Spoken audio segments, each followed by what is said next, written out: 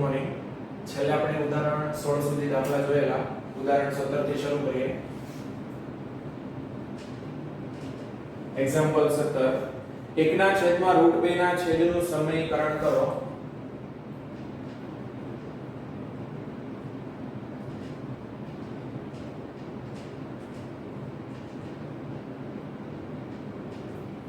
ચાલો 1 ના છેદમાં √2 નું છેદ સમીકરણ કરવાનું છે.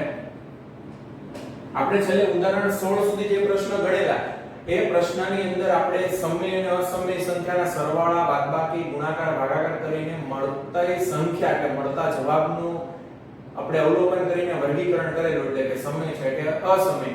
હવે આપણે શું કરવાનું છે? છેદ સમીકરણ કરવાનું છે. ખાસ આ બધા પ્રશ્નો જે આજે ચાલવાના છે ખાસ વ્યવસ્થિત ધ્યાનથી જોઈને તૈયાર કરજો. આઈએમપી પ્રશ્ન છે પરીક્ષાની અંદર છેદ સમીકરણના પ્રશ્ન પૂછવાની શક્યતા વધારે છે અને બીજું એના પરથી 1 માર્ક્સના એમસીક્યુ પણ બને છે. બરાબર. છેલ્લે આપણે સમીકરણની વ્યાખ્યા ભણેલા એ વ્યાખ્યા પણ આપણે આની અંદર શીખશું સાથે. 1 ના છેદમાં √2 આપેલી સંખ્યાના છેદનું સમીકરણ કરવાનું છે. હવે સમીકરણ કરવું એટલે શું? તો કે કોઈ અસમય સંખ્યા હોય ને તેને યોગ્ય સંખ્યા વડે ગુણીને સમયમાં ફેરવો ને સમીકરણ કર્યું કહેવાય.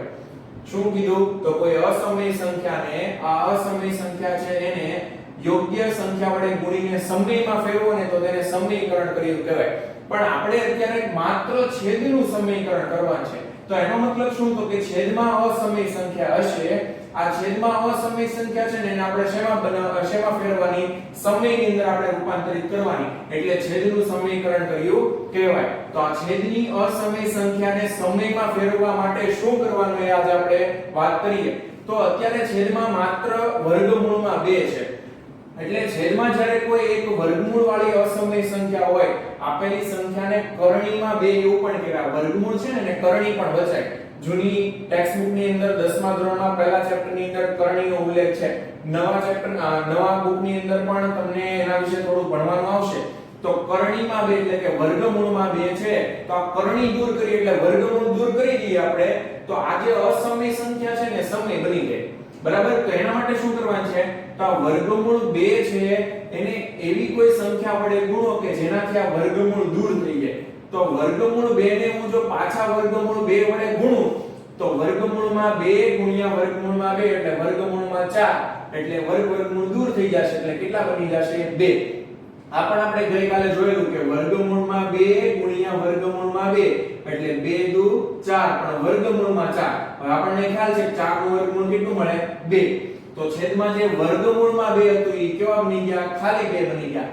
એટલે અસમય સંખ્યા હતી શું બની ગઈ? સમય સંખ્યા બની ગઈ. તો એટલા માટે આપણે શું કરશું? આપેલી સંખ્યાને કોઈ યોગ્ય સંખ્યા વડે ગુણીએ. હવે આપણને ખ્યાલ આવ્યો કે યોગ્ય સંખ્યા મારે અત્યારે કઈ ગુણવાની છે? તો કે વર્ગમૂળ 2 ને હું વર્ગમૂળ 2 વડે ગુણું ને તો જ એનો છેદનું સમીકરણ થાય. તો મેં √2 ને √2 વડે છેદમાં ગુણ્યું. આ છેદમાં √2 મેં લીધા. તો માત્ર છેદમાં √2 લઈએ તો આપણી આ જે રકમ હતી આ રકમ બદલાઈ જાય છે. એટલે શું કરવાનું? છેદમાં √2 લીધા તો અંશમાં પણ √2 લેવા પડે. એટલે વર્ગમૂળ 2 વડે ગુણીને ભાગ્યું. બરાબર. આમ કરવાથી છે ને આપણી રકમ જે હતી ને એની જ રહેશે. રકમમાં કોઈ ફેરફાર થશે નહીં. વિચારો કેવી રીતે? આ વર્ગમૂળમાં 2 છેદમાં વર્ગમૂળમાં 2 એટલે આ ઉડી જાય એટલે આ 1 જ કહેવાય. તો આપણી જે રકમ હતી એ પાછી આવી ગઈ. એટલે આપણી રકમની સાથે જો હું આ ગુણું છું તો એનાથી આપણી રકમ બદલાતી નથી. આ વસ્તુ હવે તમારે ધ્યાન રાખવાની છે. ઘણી જગ્યાએ આપણે આનો ઉપયોગ કરશું. તો √2 √2 વડે આપણે આપેલી સંખ્યાને ગુણ્યું. હવે શું કરવાનું? ગુણાકાર છે તો અંશનો ગુણાકાર અને છેદનો ગુણાકાર. તો અંશનો ગુણાકાર કરો 1 ગુણ્યા √2 એટલે √2 વધશે છેદમાં √2 * √2 શું થાય? √2 * √2 ખાલી 2 થશે. કેવી રીતે થયું? તો વર્ગમૂળમાં 2 ગુણ્યા વર્ગમૂળમાં 2 એટલે વર્ગમૂળમાં 4 અને 4 નું વર્ગમૂળ નીકળીને કેટલા થઈ જશે? 2. તો આપણે શું કર્યું? છેદ જે વર્ગમૂળમાં 2 હતો એ ફરીને શેમાં થઈ ગયો? ખાલી માત્ર 2 આવી ગયા. એટલે છેદમાં જે અસમય સંખ્યા હતી એ કેવી બની ગઈ? સમય. તો અસમય સંખ્યા સમય બની ગઈ એટલે શું થઈ ગયું? છેદનું સમીકરણ થઈ ગયું. બરાબર. ખ્યાલ આવ્યો? ફરીથી એક વખત વાત કરીએ. છેદમાં જે અસમય સંખ્યા છે એને આપણે સમયમાં ફેરવીએ એને છેદ સમીકરણ કર્યું કહેવાય. બરાબર. હવે છેદમાં અસમય સંખ્યાને સમયમાં ફેરવવા માટે આપણે એની સાથે કંઈક ગુણવું પડે. શું આપણે ગુણ્યું ત્યારે વર્ગમૂળમાં 2 ગુણ્યા. તો આજે વર્ગમૂળમાં 2 ગુણ્યા ને સમયકારક અવયવ કહેવાય. શું કહેવાય? સમયકારક અવયવ. તો આપેલી સંખ્યાને યોગ્ય સમયકારક અવયવ વડે તમે ગુણો એટલે છેદનું શું થઈ જશે? સમીકરણ થઈ જશે. બરાબર. આવા હજુ પ્રશ્ન છે આપણે જોઈએ. એક્ઝામ્પલ 18. આ છેદ સમય થઈ જાય એટલે આપણો પ્રશ્ન પૂરો થઈ ગયો. માત્ર છેદનું સમીકરણ જ કરવાનું છે. પ્રશ્ન 18 1/2 √3 ના છેદનું સમીકરણ કરો. 1/2 √3. ચાલો, આપેલી સંખ્યાનું છેદ સમીકરણ કરવું છે. તો હવે તમે જે આપેલા આ પ્રશ્નની અંદર કરેલું એવું તમે આમાં કરી શકો નહીં. એટલે વિચારો કે જો તમે આને √3 આપણી જે છે ને એ અસમય સંખ્યા છે. આપેલી સંખ્યાના છેદમાં અસમય વસ્તુ કઈ છે? તો કે આ √3 છે. આ બે સમય કહેવાય. આ √3 જે અસમય છે અને જો હું ગમે તેમ કરીને સમય બનાવી દઉં તો આપણો આ છેદ આખો સમય બની જશે. તો છેદમાં જે વર્ગમૂળ દૂર કરવું હોય તો છેદમાં વર્ગમૂળ દૂર કરવા માટે આપણે શું કરવાનું? તો આપણે એક તફાવતનું સૂત્ર ભણેલા. આ તફાવતનું સૂત્ર કંઈક આવું હતું કે a + b અને a - b. આ તફાવતના કાઉન્સ કહેવાય અથવા વિરોધી કાઉન્સ કહેવાય. ગઈકાલે પણ આપણે એક દાખલો જોયેલો અને આગળ પણ રિવિઝનની અંદર પણ આપણે વાત કરેલી. તો આવા વિરોધી કાઉન્સ હોય કે તફાવતના કાઉન્સ હોય તો એનો જવાબ શું મળશે? તો વિરોધી કાઉન્સ હોય તો શું આવે? પહેલાનો વર્ગ એટલે પ્રથમ પદનો વર્ગ વચ્ચે ફરજિયાત માઈનસ બીજા પદનો વર્ગ એટલે શું આવી જાય? a² - b². તો આપણે આવા વિરોધી કાઉન્સ અહીંયા બનાવવાના છે. વિરોધી કાઉન્સ બનાવશું એટલે આપેલી સંખ્યાનો શું થઈ જશે? વર્ગ થઈ જશે. અને વર્ગ થઈ જાય એટલે શું થઈ જાય? આ વર્ગ વર્ગમૂળ બંને દૂર થઈ જશે. એટલે આપણી જે અસમય સંખ્યા છે શું બની જશે? સમય. તો 2 + √3 નો વિરોધી કાઉન્સ આપણે બાજુમાં મૂકવાનો. તો પ્લસ વાળું ચિહ્ન છે તો માઈનસ વાળું ચિહ્ન કરી નાખો એટલે એનો શું થઈ ગયો? વિરોધી કાઉન્સ. અથવા બીજું શું કહેવાય ને? તફાવતનો કાઉન્સ. તો 2 + √3 નો વિરોધી કાઉન્સ મૂકો 2 - √3. ફરીથી આમાં જેમ કરેલું એમ જ કે આપણે છેદમાં ખાલી કોઈ સંખ્યા ગુણી ન શકીએ. છેદમાં ગુણીએ તો અંશમાં પણ ગુણવું જ પડે. તો 2 - √3 વડે આપણે શું કર્યું? ગુણીને ભાગ્યું. આપેલી સંખ્યાને 2 - √3 વડે શું કર્યું? ગુણીને ભાગ્યું. તો ગુણીને ભાગવાથી શું થાય છે? તો કે છેદમાં તફાવતનું સૂત્ર બનશે. ચાલો, આ વચ્ચે ગુણાકાર ફરીથી અંશનો ગુણાકાર અને છેદનો ગુણાકાર. આ 2 - √3 આખો કાઉન્સ છે એ એક સાથે ગુણાય તો આનો આ જ કાઉન્સ રહેશે. એટલે 2 - √3 એમને છેદમાં શું આવી ગયું? તફાવતના કાઉન્સ આવી ગયા. જો અહીંયા આવ્યું. બંને આપણે તફાવતના કાઉન્સ બને એવી જ રીતે આપવાનું ગુણેલો એટલે છેદમાં તફાવતના કાઉન્સ બનવાના છે. તફાવતના કાઉન્સ આવી જાય એટલે શું આ સૂત્ર આપણે લગાવી શકીએ. શું જવાબ આવશે? પહેલા પદનો વર્ગ. પહેલું પદ કયું છે? 2. તો 2 નો વર્ગ વચ્ચે ફરજિયાત માઈનસ બીજા પદનો વર્ગ. બીજાનો વર્ગ બીજું કોણ છે? √3. તો √3 નો વર્ગ 2 - √3 એમને એમ રહેશે. છેદમાં 2 નો વર્ગ 4 માઈનસ √3 નું વર્ગમૂળ ઉડી જશે એટલે શું થઈ ગયું? ખાલી 3 વધશે. તો આપણે જે √3 આપણી જે છેદમાં અસમય સંખ્યા હતી એ શું બની ગઈ? સમય બની ગઈ. એટલે વર્ગમૂળ નીકળી ગયું એટલે √3 નું શું બની ગયું? 3 બની ગયું. એટલે આ 2 તો પહેલેથી આપણી સમય સંખ્યા જ હતી. એટલે 4 - 3 છેદમાં કેટલા વધશે? 4 માં 3 જાય એટલે 1. છેદમાં આપણે 1 લખતા નથી એટલે 2 - √3 આ તમારો શું થશે? જવાબ થશે. છેદમાં શું આવી ગયું? 1. છેદમાં 1 એટલે કેવી સંખ્યા છે? 1 સમય સંખ્યા. તો અસમય સંખ્યાનું શેમાં ફેરવાઈ ગયું? આ સમય સંખ્યાની અંદર એટલે છેદનું સમીકરણ થઈ ગયું. બરાબર. ચાલો, આ જ પ્રમાણે હજી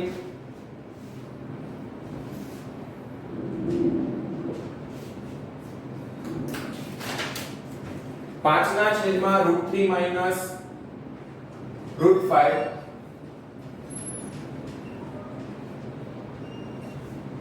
આ ચેપ્ટરનો 2 માર્ક્સનો પ્રશ્ન પૂછવાનો હોય તો 2 માર્ક્સના સૌથી વધુ પૂછાય તેવા પ્રશ્ન છે છેદ સમીકરણના. અને તમને એમ પણ પૂછે 1 માર્ક્સના પ્રશ્નની અંદર આવો તમને રકમ આપે, આવો પ્રશ્ન આપે 1 માર્ક્સની અંદર કેવો પ્રશ્ન પૂછાય છે? તો કે આપેલી સંખ્યાનો સમયકારક અવયવ ખાલી જગ્યા મળે. તો સમયકારક અવયવ એટલે શું? તો કે છેદને સમય બનાવવા માટે તમે જે ગુણો છો ને એને તેનો સમયકારક અવયવ કહેવાય. અહીંયા આવી જાવ. તો √2 છે એને મારે સમય બનાવવું હતું તો મેં કોના વડે ગુણ્યું? તો કે બીજા √2 વડે. તો આ તેનો સમયકારક અવયવ થયો આ સંખ્યાનો. ચાલો એવી જ રીતે આપેલી આ સંખ્યાનો સમયકારક અવયવ કોણ થયો? તો 2 + √3 હતું એને આપણે કોના વડે ગુણ્યું? 2 - √3 વડે. તો આ એનો સમયકારક અવયવ થયો. બરાબર. સમયકારક અવયવ પૂછે એટલે ખાલી એમ જ લખવાનું છે 2 - √3. એકના છેદમાં કે એવું લખવાની જરૂર નથી. આપણે પછી એવું કરીએ છીએ કે સમયકારક અવયવ નક્કી કરીએ. નક્કી કેવી રીતે કર્યો? આ પ્લસ હતો તો એનો વિરોધી કૌંસ માઈનસ. તો માઈનસ નક્કી કર્યા પછી આપણે એને ગુણીને ભાગી દીધું. બરાબર. તો એ જ રીતે અહીંયા છેદમાં માઈનસ છે √3 - √5 તો એનો સમયકારક અવયવ શું આવશે? તો કે પ્લસ વાળો આવશે. શું આવશે? √3 + √5. તો √3 + √5 વડે શું કરી દેવાનું? ગુણીને ભાગી દેવાનું. તો 5 ના છેદમાં આ √3 - √5 આ રકમ હતી એમને એમ. ચાલો રકમમાં છેદમાં અસમય સંખ્યા છે તેને સમય બનાવી છે એટલે આપણે એના સમયકારક અવયવ વડે ગુણીને ભાગીશું. આનો સમયકારક અવયવ શું આવે? માઈનસ છે તો એનો પ્લસ વાળો કૌંસ એટલે વિરોધી કૌંસ. અહીંયા પ્લસ હોય તો અહીંયા શું આવી જાય? માઈનસ આવી જાય. તો √3 - √5 નો વિરોધી કૌંસ વડે આ ગુણ્યું અને એના વડે આપણે શું કર્યું? ભાગ્યું. એટલે આપણને આપેલી સંખ્યાને ગુણીને ભાગશું એટલે આપણા છેદમાં સમય સંખ્યા મળી જશે. ચાલો હવે શું કરશું? આને કૌંસ તમે કરી શકો છો. કૌંસ ન કરો તો પણ કઈ વાંધો નથી. અંશ અંશનો ગુણાકાર અને છેદનો ગુણાકાર. ચાલો અંશ અંશનો ગુણાકાર કરો તો 5 જે છે એ આખા કૌંસ સાથે ગુણાશે. બરાબર. તો 5 ને આપણે આખા કૌંસ સાથે ગુણવી હોય તો 5 વારાફરતી બંને સાથે ગુણાશે એટલે કે √3 સાથે ગુણાશે અને √5 સાથે ગુણાશે. તો 5 ને √3 સાથે ગુણીએ તો 5 √3 આવું થશે. પ્લસ એમને એમ પ્લસ પ્લસ પ્લસ 5 ને √5 સાથે ગુણીએ તો 5 √5 એમને એમ છેદમાં. ચાલો છેદમાં તો આપણને ખ્યાલ જ છે કે આ બંને કેવા કૌંસ બની ગયા? એક માઈનસ વાળો અને એક પ્લસ વાળો એટલે કેવા કૌંસ બની ગયા? તફાવતના કૌંસ. તો તફાવતના કૌંસ હોય તો શું જવાબ આવે? પહેલાનો વર્ગ માઈનસ બીજાનો વર્ગ. ચાલો પહેલું કોણ છે? √3. તો √3 નો વર્ગ માઈનસ બીજાનો વર્ગ એટલે માઈનસ √5 નો વર્ગ. ચાલો અંશમાં કઈ થશે ગણતરી? અંશમાં જો બંને √3 વાળી સંખ્યા હોત ને તો એનો સરવાળો બાદબાકી થાત. પણ એક √3 છે ને એક √5 છે એટલે આ બંનેનો કઈ સરવાળો કે એવું કઈ થશે નહીં. ભૂલ નહીં કરતા, ખાસ ધ્યાન રાખજો. દાખલા તરીકે તમે સજાતીય પદમાં આવું કરતા કે 2x + 5x હોય તો ચલ બંનેના સમાન છે તો આપણે 2 + 5 એટલે 7x કરતા. બરાબર. એવી જ રીતે 2y + 3y હોય તો જો ચલ બંનેના સમાન છે y તો 2 + 3 5y આવું કરતા આપણે. પણ આની જગ્યાએ આવું હોય 2x + 3y તો x ચલ છે અને y ચલ છે તો આનો કઈ સરવાળો આપણે કરી શકીએ નહીં. એ ધ્યાનમાં રાખવાનું છે. એવું જ વસ્તુ આમાં આવે તો √3 છે અને √5 છે તો √3 ને √5 આ બંને સંખ્યાના સહગુણકોનો સરવાળો કે બાદબાકી થશે નહીં. બરાબર. જો બંને √3 હોય તો થઈ જાય, બંને √5 હોય તો પણ થઈ જાય. ચાલો છેદમાં √3 નો વર્ગ અને √5 નો વર્ગ અંશ એમને એમ જ રહેશે.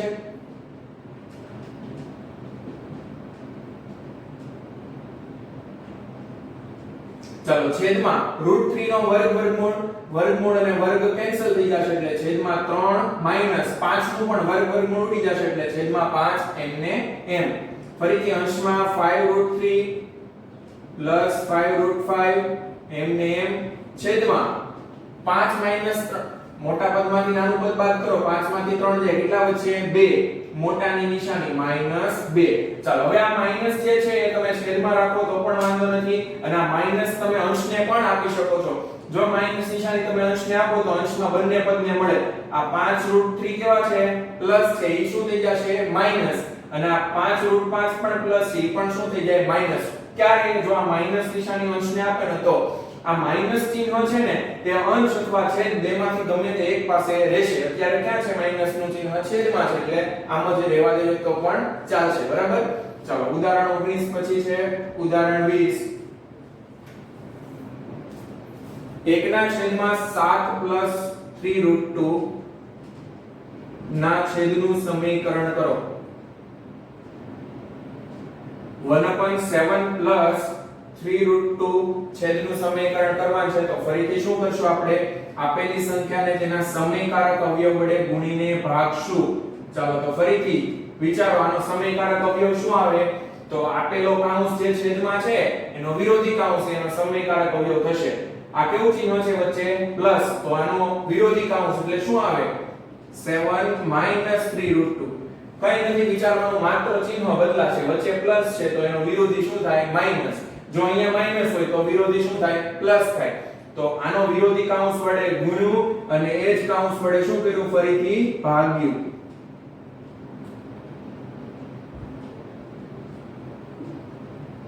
એક જ સરખા કાઉન્સ વડે ગુણીને ભાગવાનું છે, આના વિરોધી કાઉન્સ વડે. બરાબર, ગુણીને ભાગી દઈએ. ચાલો હવે શું કર્યું આપણે? અંશ અંશનો ગુણાકાર અને છેદ છેદનો ગુણાકાર, એટલે છેદમાં તફાવતનું સૂત્ર બનશે અને વર્ગ થઈ જશે એટલે આ વર્ગમૂળ નીકળી જશે. વર્ગ થઈ જાય એટલે વર્ગમૂળ ઉડી જશે. તો અંશ અંશનો ગુણાકાર 1 છે આ કાઉન્સ સાથે ગુણે તો કાઉન્સ એમને એમ રહેશે, 7 - 3√2 એમને એમ, છેદમાં તફાવતના કાઉન્સ પહેલાનો વર્ગ એટલે 7 નો વર્ગ, વચ્ચે ફરજિયાત માઈનસ, બીજાનો વર્ગ એટલે 3√2 નો વર્ગ માઈનસ 3√2 નો વર્ગ. ચાલો વર્ગ વર્ગમૂળ વર્ગ આપીએ છેદને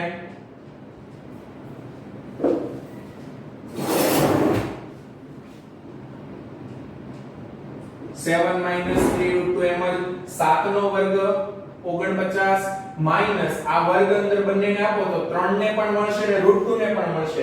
ચાલો √2 ને વર્ગ વર્ગમૂળ √2 નું ઉડી જશે એટલે અહીંયા ખાલી શું વધે? 2 અને 3 ને વર્ગ મળે એટલે 3 નો વર્ગ શું થઈ જાય? 9. ફરીથી આ વર્ગ છે અંદર બંનેને મળે તો 3 નો વર્ગ 3 ને વર્ગ મળે એટલે 3 નો વર્ગ 9 અને √2 નો વર્ગ આપો તો √2 નું વર્ગ વર્ગમૂળ ઉડી જશે એટલે √2 નું શું થઈ જશે? 2. તો 9 અને 2 નો ગુણાકાર 9 દુ 18 એટલે -18. 7 - 3√2 એમ જ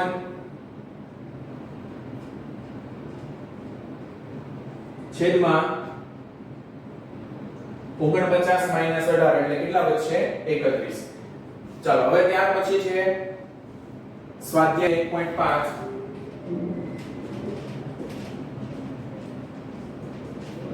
પ્રશ્ન 1 સૂચના પ્રમાણે છે નીચેની સંખ્યાઓનો સમય કે અસમય સંખ્યાઓની અંદર વર્ગીકરણ કરો.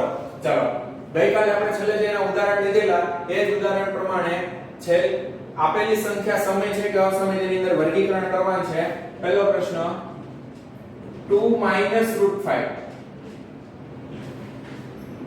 ચાલો આ સંખ્યા સમય છે કે અસમય તે વર્ગીકરણ કરવા માટે આપણે જે ત્રણ પોઈન્ટ આપણે વાત કરેલી, ત્રણ જે વિધાનો તારણો આપણે જે નક્કી કરેલા એના પરથી જ આપણે સીધું નક્કી કરીને સમય છે કે અસમય તે દર્શાવી દેવાનું છે. શું કીધું? ફરીથી એક વખત વાત કરીએ કે જો બંને સમય સંખ્યા હોય તો બંને સમય સંખ્યાનો સરવાળો બાદબાકી ગુણાકાર ભાગાકાર કરતા જવાબ શું મળશે? સમય જ મળશે. એ જ રીતે જો એક સમય સંખ્યા હોય અને એક અસમય સંખ્યા હોય, આપેલી સંખ્યાનો સરવાળો બાદબાકી ગુણાકાર કે ભાગાકાર કરીએ ત્યારે શૂન્યેતર સમય સંખ્યા હોવી જોઈએ. તો એનો એક સમય અને એક અસમય સંખ્યાનો ગુણાકાર ભાગાકાર સરવાળો બાદબાકી કરતા જવાબ શું મળશે? હંમેશા અસમય. અને જો બંને અસમય સંખ્યાઓ હોય તો બંને અસમય સંખ્યાનો સરવાળો બાદબાકી ગુણાકાર એ સમય પણ હોઈ શકે અને અસમય પણ હોઈ શકે. આ પૈકી કોઈ પણ જવાબ આવી શકે, સમય કે અસમય. બરાબર, એટલું જ યાદ રાખવાનું છે. બંને સંખ્યા ઓળખવાની. હવે સમય સંખ્યા અને અસમય સંખ્યા ઓળખવા માટે આપણે આગળ થિયરી વાત કરેલી કે સમય સંખ્યામાં કઈ કઈ સંખ્યાઓ આવે, અસમયમાં કઈ કઈ સંખ્યાઓ આવે. એ જ થિયરી પરથી સંખ્યાને ઓળખવાની. એક સમય ને એક અસમય હોય તો જવાબ અસમય, બંને સમય હોય તો જવાબ સમય. આ તમે ભણી ગયા એટલે આવા પ્રશ્ન તો લગભગ નહીં આવે. બંને અસમય હોય તો ખાસ ચેક કરવાનું, તેની ગણતરી કરવાની અને જવાબ આવે છે એ સમય છે કે અસમય પછી આપણને ખબર પડે. બરાબર, ચાલો આના આધારે હવે આપણે વર્ગીકરણ કરવાનું છે. વર્ગીકરણમાં આપણે રકમને પહેલા ગણતરી કરવાની અને ગણતરી કર્યા પછી આપણે નક્કી કરશું કે સમયમાં કે અસમય સંખ્યાની અંદર શેમાં એનો સમાવેશ થાય છે. ચાલો આ 2 છે સમય સંખ્યા અને √5 છે અસમય સંખ્યા. તો સમય અને અસમયનો તફાવત છે એટલે કે બાદબાકી છે. તો જવાબ શું આવશે? અસમય સંખ્યા. બીજો પ્રશ્ન 3 +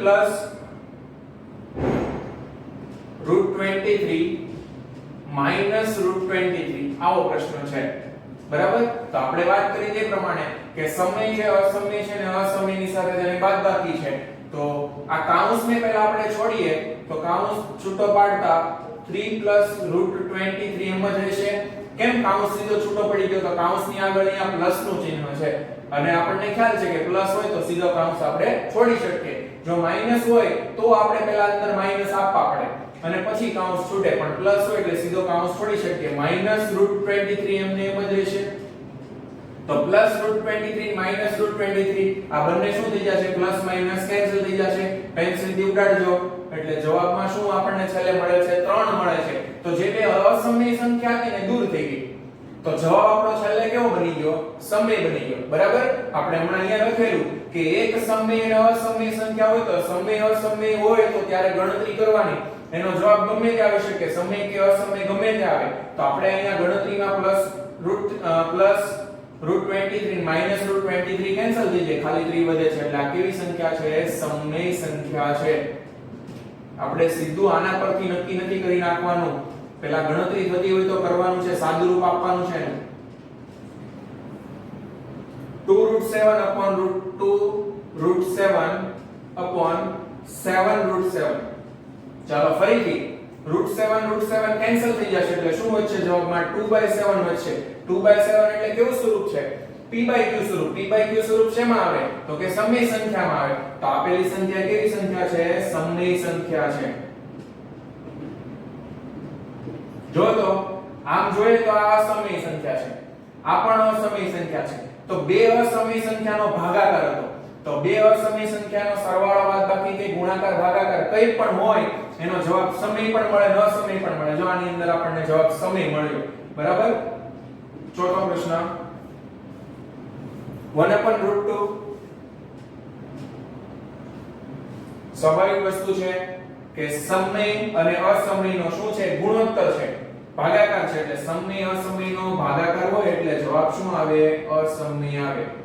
એક સમય અને એક અસમય હોય એટલે જવાબ અસમય સંખ્યા જ મળશે. એવી જ રીતે ચોથા પ્રશ્નની અંદર પણ 2π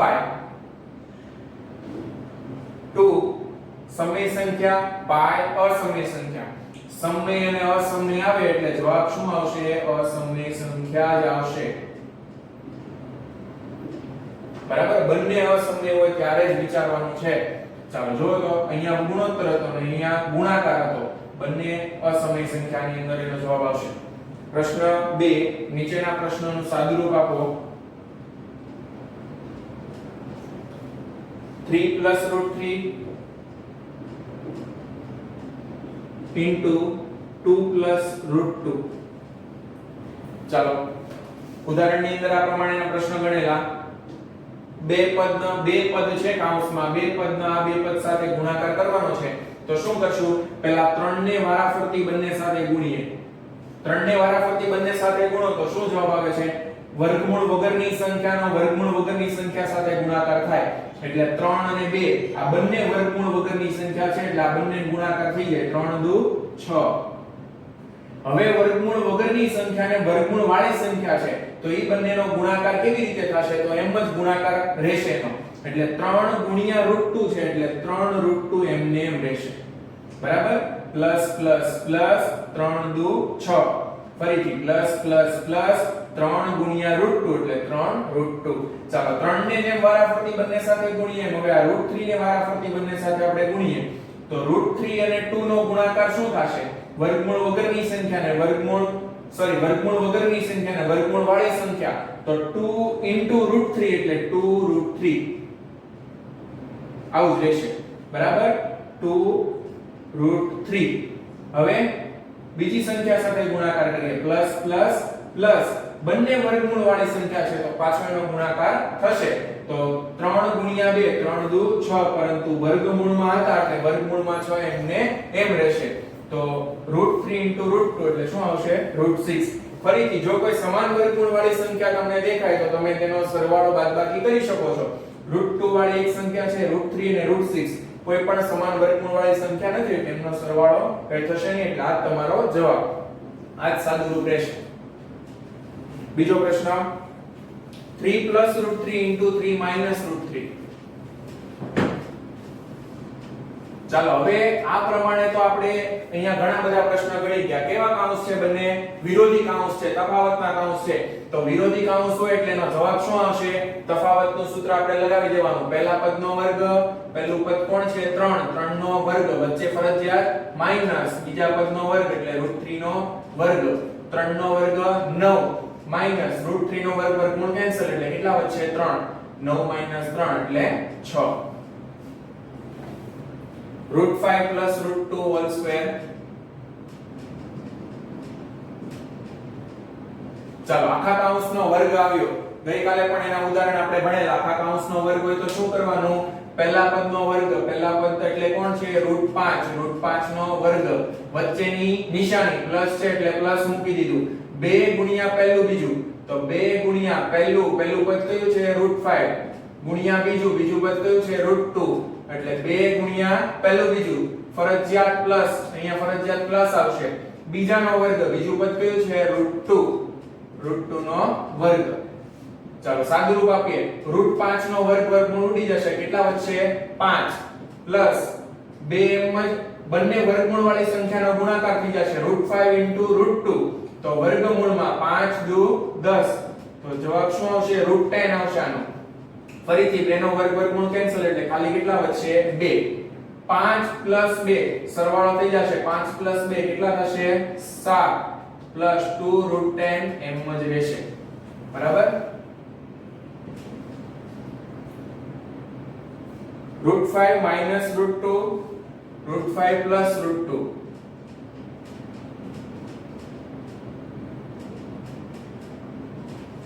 ચાલો જો તો બંને કૌંસ સમાન છે, એકમાં માઈનસ ને એકમાં પ્લસ એટલે કેવા કૌંસ થયા? વિરોધી કૌંસ, તફાવતના કૌંસ. તો તફાવતના કૌંસ આ પ્રમાણે શું જવાબ આવશે એનો? પહેલા પદનો વર્ગ, વચ્ચે ફરજિયાત માઈનસ બીજા પદનો વર્ગ, તો √5 નો વર્ગ માઈનસ √2 નો વર્ગ, વર્ગમૂળ કેન્સલ એટલે કેટલા વધશે? 5 માઈનસ 2 નો વર્ગ, વર્ગમૂળ કેન્સલ એટલે કેટલા વધશે? 2. 5 માંથી 2 જાય એટલે કેટલા વધશે? 3.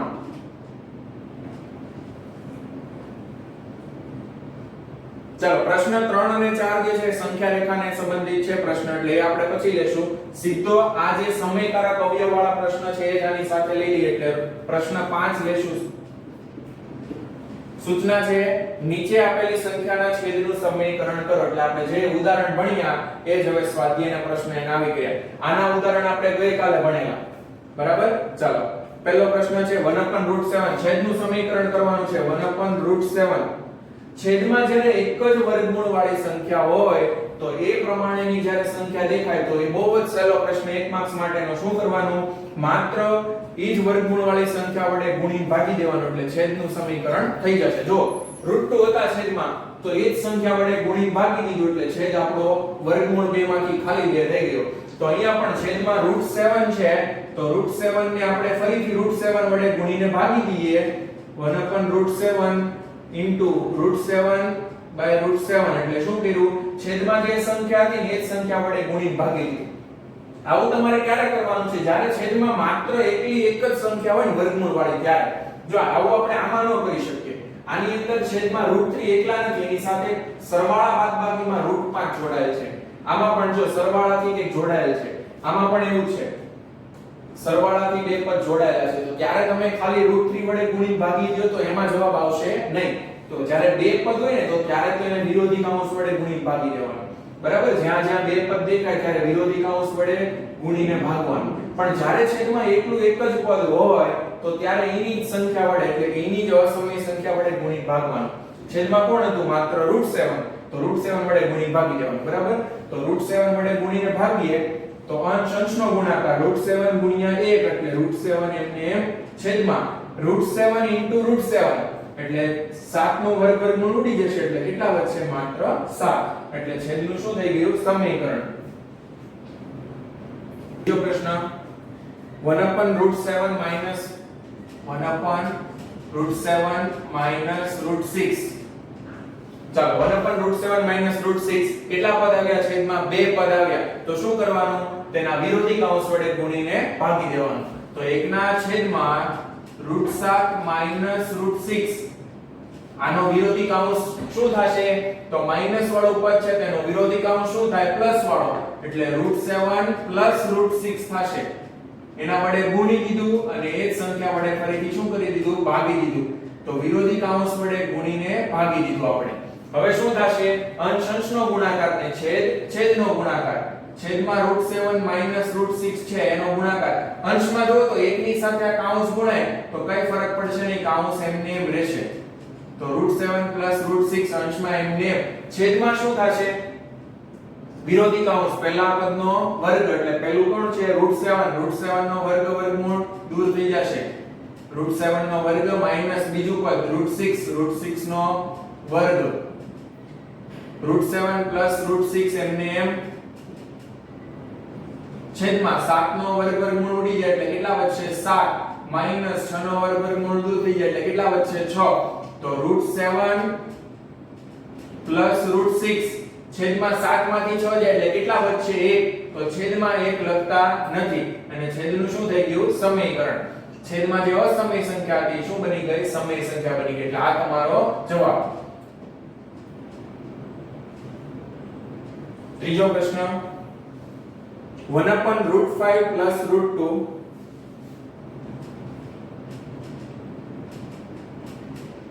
ચાલો ફરીથી બે પદ આવ્યા તો તેના વિરોધી કૌંસ વડે આપણે ગુણીને ભાગીએ 1/√5 + √2 ગુણ્યા √5 + √2 નો વિરોધી કૌંસ શું થશે પ્લસ છે તેનો વિરોધી કૌંસ શું થશે માઈનસ થશે એટલે √5 - √2 આનો વિરોધી કૌંસ થાય એના વડે ગુણ્યું અને એના વડે આપણે શું કરી દીધું ભાગી દીધું એટલે એક સરખા કૌંસ વડે ગુણીને ભાગી દીધું આપણે બરાબર ચાલો તો શું થઈ જશે છેદમાં તફાવતનું સૂત્ર બની જશે અને અંશમાં અંશ અંશનો ગુણાકાર અંશ અંશનો ગુણાકાર ને છેદમાં તફાવતનું સૂત્ર બસ એક જ સરખી રીત રહેશે તો અંશ અંશનો ગુણાકાર કરો તો એક આની સાથે ગુણાય તો એનું એ બેઠું આવશે √5 - √2 એમ જ રહેશે છેદમાં પહેલાનો વર્ગ ચાલો હવે આ સ્ટેપ તમે ન કટ કરીને ડાયરેક્ટ કરી શકો છો તમને આવડતું હોય તો આ સમજવા માટે હતું કે આપણે વર્ગ કરીએ છીએ એટલે વર્ગ વર્ગમૂળ ઉડી જશે તો √5 નો વર્ગ કરો તો √5 નો વર્ગ વર્ગમૂળ ઉડી જશે ખાલી કેટલા વધશે 5 વચ્ચે ફરજિયાત માઈનસ આ √2 નો વર્ગ કરો એટલે √2 નો વર્ગ વર્ગમૂળ ઉડી જશે એટલે કેટલા વધશે 2 આ વર્ગ કરવા વાળો સ્ટેપ તમે કરો તો પણ વાંધો નહીં આના ઉપરથી સીધું ડાયરેક્ટ આ કરો તોય વાંધો નહીં અત્યારે આપણે આના પરથી ડાયરેક્ટ આ કર્યું છે પહેલાનો વર્ગ √5 નો વર્ગ 5 બીજાનો વર્ગ √2 નો વર્ગ 2 વચ્ચે ફરજિયાત માઈનસ તો 5 - 2 એટલે કેટલા વધશે √5 - √2/3 1/√7 - √2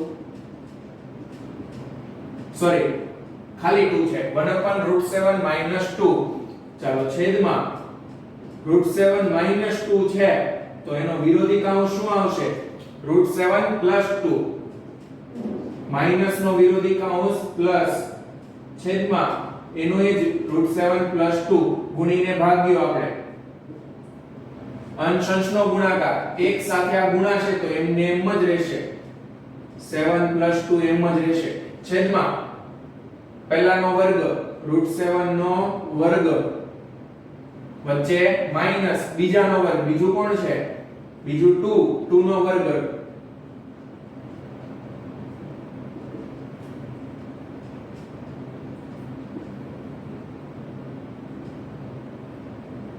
√7 + 2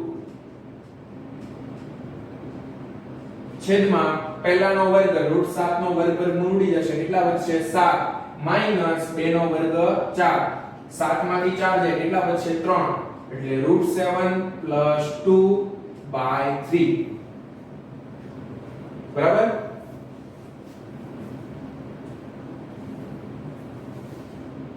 ચલો ચાર જ પ્રશ્ન હતા પ્રશ્ન 5 ની અંદર આપેલા બધા પ્રશ્ન છે વ્યવસ્થિત એક વખત તમારે પાકી બુક ની અંદર એક જ વખત લખીને તૈયાર કરવાના છે અત્યારે બીજી રફ બુકમાં કોઈ હોમવર્ક નથી રોજે રોજનું જે વર્ક આપણું આવે મેથ્સ નું એ બધું એક જ પાકી બુક ની મેથ્સ ની પાકી બુક બનાવવાની છે એની અંદર જ કરવાનું છે બરાબર અને એના જ ફોટો પાડીને તમારે મોકલવાના છે હોમવર્ક ની અંદર જે તમે મોકલો છો આ જ તમારું હોમવર્ક અને આની સાથે જો હું કોઈ પ્રશ્ન હોમવર્કમાં આપું તો એ પણ તમારે પાકી બુકમાં જ કરવાનું છે બીજી બુકમાં મેથ્સ નું અત્યારે કરવાનું નથી જ્યારે બીજી બુકમાં હશે ત્યારે તમને જણાવવામાં આવશે બરાબર અસ્તુ